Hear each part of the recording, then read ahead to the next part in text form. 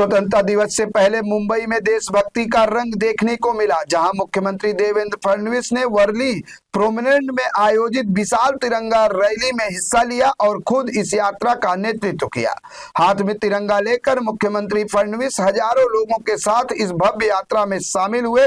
Rally में भाजपा प्रदेश अध्यक्ष रविंद्र चौहान, मुंबई अध्यक्ष अमित साटम समेत कई नेता और बड़ी संख्या में मुंबईकर मौजूद रहे। तिरंगा यात्रा के दौरान मुख्यमंत्री देवेंद्र फडणवीस ने देशभक्ति से जुड़े गीत भी गाए। उन्होंने फिल्म कर्मा के मशहूर गीत दिल दिया है जान भी देंगे, ऐ वतन तेरे लिए की पंक्तियां गाकर लोगों में जोश भर दिया। वहीं रैली को संबोधित करते हुए मुख्यमंत्री ने तिरंगे को देश की आन बान शान बताते हुए कहा कि जब तक आसमान में सूर्य और चंद्रमा रहेंगे तब तक हमारा तिरंगा कभी नीचे नहीं झुकेगा। लेकिन इस तिरंगा यात्रा के बीच महाराष्ट्र की सियासत भी गर्मा गई। शिवसेना यूबीटी के युवा नेता आदित्य ठाकरे ने मुख्यमंत्री फडणवीस पर निशाना साधते हुए तंज कसा। आदित्य ठाकरे ने सवाल उठाया कि जब छात्रों पर लाठीचार्ज हो रहा था तब मुख्यमंत्री कहां थे। उन्होंने तिरंगा यात्रा को लेकर सरकार की मंशा पर सवाल खड़े किए और छात्र आंदोलन के दौरान हुई कार्रवाई का मुद्दा उठाया। स्वतंत्रता दिवस से पहले मुंबई में निकली तिरंगा यात्रा अब देशभक्ति के साथ साथ सियासी बयानबाजी का भी मुद्दा बन गई है। नरेंद्र मोदी जी यांच्या नेतृत्वामध्ये भारत जगातली चौथी सर्वात मोठी आर्थिक महासत्ता बनलेला आहे। सातत्याने भारत प्रगती करतोय। आज वेगवेगळ्या क्षेत्रात जे कोणाला जमलं नाही ते भारताने करून दाखवलं। चंद्राच्या दक्षिण ध्रुवावर जगातला कुठलाच देश आपलं अंतरिक्ष यान उतरवू शकला नाही।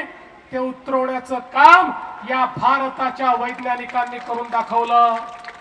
अमेरिकेनंतर अंतराळामध्ये पहिल्यांदा प्रायव्हेट कंपनीच्या माध्यमातून अंतराळ यान सोडणारा देश आपला भारत देश झाला।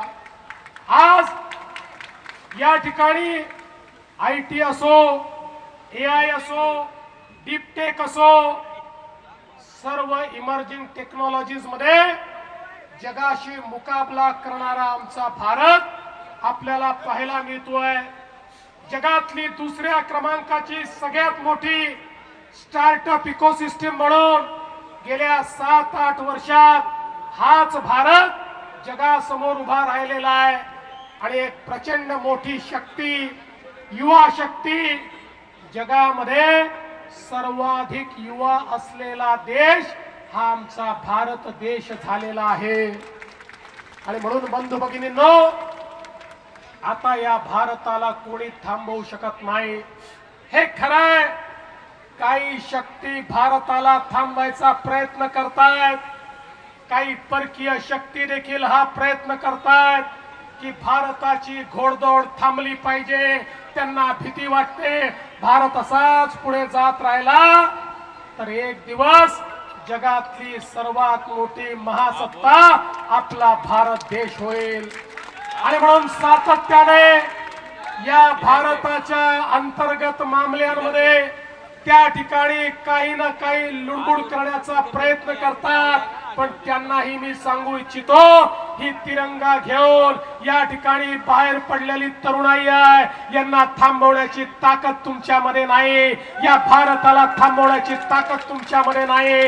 आता भारत पुढेच जात राहणार आणि मोदीजींनी ज्या भारताची संकल्पना केली आहे, मित्रांनो, आता केवळ 2 दशक बाकी आहे। 2 दशक 2047 ला हा भारत जगातला विकसित देश म्हणून या जगाच्या नकाशावर आपल्याला पाहायला मिळेल।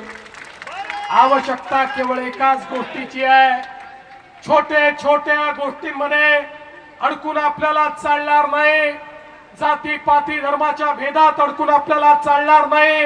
वेगवेगळ्या वादात अडकून आपल्याला चालणार नाही। आपल्याला एकच दृष्टिकोन घ्यावा लागेल।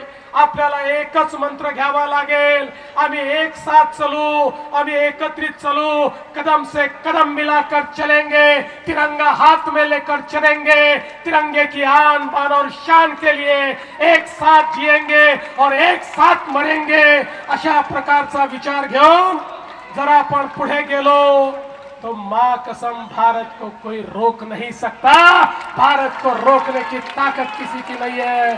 आणि म्हणून मी तुम्हाला एवढं सांगण्याकरता आलो आहे, आज जरी तिरंगा यात्रा आपण काढत असलो तरी तिरंगा आमच्या मनामध्ये आहे, तिरंग्याचा सन्मान आमच्या मनामध्ये आहे, या भारताचं संविधान आमच्या मनामध्ये आहे, या भारताचा स्वाभिमान तो आमच्या मनामध्ये आहे। हा स्वाभिमान या ठिकाणी सातत्याने जागृत ठेवून आणि नवभारताची जी संकल्पना मोदीजींनी मांडली आहे तो नवभारत तयार करण्याची जबाबदारी आता तुमची सगळ्यांची आपली आहे। ही जबाबदारी येत्या काळामध्ये आपण पार पाडू आणि ही जबाबदारी जर आपण पार पाडली तरच हा तिरंगा हाती घेण्याला काही ना काही अर्थ आहे, तरच तिरंगा हाती घेण्याची या ठिकाणी खऱ्या अर्थानं आपली क्षमता आहे। मी पुन्हा एकदा 15 ऑगस्टला येणाऱ्या भारतीय स्वातंत्र्य दिनाच्या आपल्याला शुभेच्छा देतो। 9 ऑगस्टला क्रांती दिन होता, क्रांती दिनापासून तिरंगा यात्रा आपण सुरू केली आहे। पुढची क्रांती 9 ऑगस्ट 1942 ची क्रांती ही करो या मरोची क्रांती होती। 1942 ची क्रांती ही भारत छोडोची होती। आताची क्रांती ही करो या मरोची आहे, पण ती विकसित भारत तयार करण्याकरता करो या मरोची आहे। आताची क्रांती ही या भारत विरोधी शक्तींना भारत छोडो म्हणण्याची क्रांती आहे। आताची क्रांती तुमच्या आणि आमच्या जीवनामध्ये परिवर्तन घडवण्याकरता आपल्याला एकत्रितपणे करायची क्रांती आहे। आणि म्हणून आपल्या सर्वांना मी या ठिकाणी मनापासून शुभेच्छा देतो आणि आपल्या माध्यमातून उद्याचा भारत हा एक मजबूत भारत, एक स्वाभिमानी भारत आपण घडवून दाखवू। आणि या स्वाभिमानी भारतामध्ये जसा तिरंगा सगळ्यात वर राहील तसा माझा महाराष्ट्र, शिवरायांचा महाराष्ट्र देखील सगळ्यात समोर पहिल्या रांगेमध्ये आपल्याला दिसेल, हा विश्वास आपल्या सर्वांना देतो आणि माझं बोलणं संपवतो। धन्यवाद। जय हिंद, जय महाराष्ट्र, जय भारत, भारत माता की।